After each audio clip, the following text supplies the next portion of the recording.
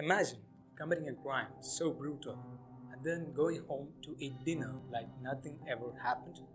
No guilt, no fear, no emotions involved. Hard to believe, right? Well, that's exactly how some of the world's most dangerous criminals operate.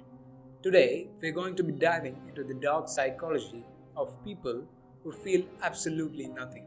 Psychopath. Now, before you think psychopaths are only murderers or serial killers, let me tell you something interesting.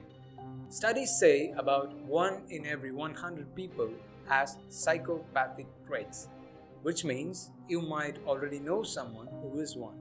Maybe in your workplace, your school, or even in your friend's circle. Sounds creepy, right? Yeah, so what makes them different from us? Most of us feel guilt when we do something wrong. Our brain lights up in regions that say, hey, I didn't like that, please don't do that again. But psychopaths, their brain wiring is entirely different. Their part of the brain, which is responsible for empathy and fear, the amygdala, is weaker or underactive, which means they don't feel emotions like we do. To them, people aren't even people. They are mere objects, something to use, something to manipulate, and which can be thrown away.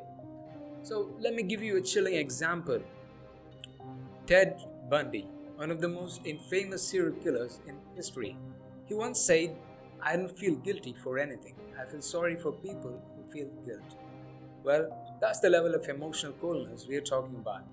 And the scariest part is that Bundy was a charming, smart, and even worked in politics. Nobody ever suspected a thing that someone like him could be a serial killer. And now, here's something to think about. How would you even recognize a psychopath in your daily life? Would you know if your boss or your coworker is secretly having these traits? Now, let me give you a few red flags that you could find on a psychopathic person.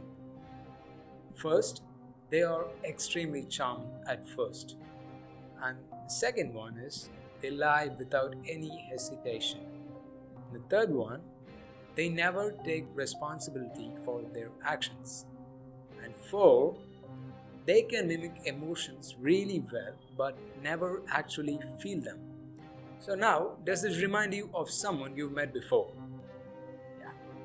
Psychopaths are masters of manipulation because they study human behavior like a game. For example, if you cry before them, they won't feel sorry, but they'll notice what works on you. They'll learn, okay, this makes this person tear up. It's good to know for later. It's not emotions, it's pure strategy. And here's a fact that might shock you. Not all psychopaths are criminals. Some become CEOs, lawyers, surgeons, or politicians. Why?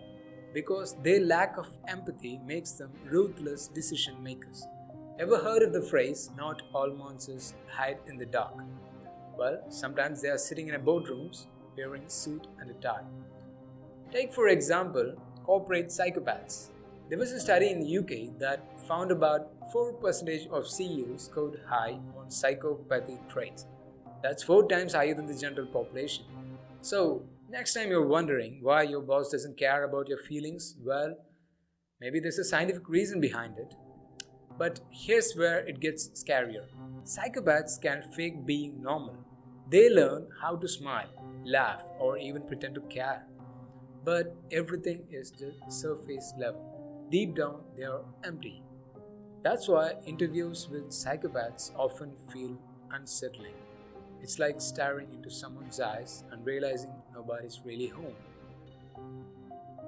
Think about this. In your life, have you ever met someone who just didn't react normally? Like you could have shared something emotional and they just stare at you blankly, like staring on into a void? Or maybe someone who hurts others but never feels sorry. That strange coldness could be a small trace of psychopathy. So, the next time you hear about a crime that makes you wonder, how could a person do that? Remember, for psychopaths, guilt and fear, they don't exist at all, the way they do for us. Now, I'm genuinely curious, what's scary to you? A psychopath committing crimes in the shadows, or a psychopath wearing a suit and running a company or a government? Let me know in the comments. I'd love to hear your thoughts, and if you enjoyed this deep dive of dark side of the psychology, make sure to hit like, subscribe, and stick around because we're just getting started. I'm getting more on this.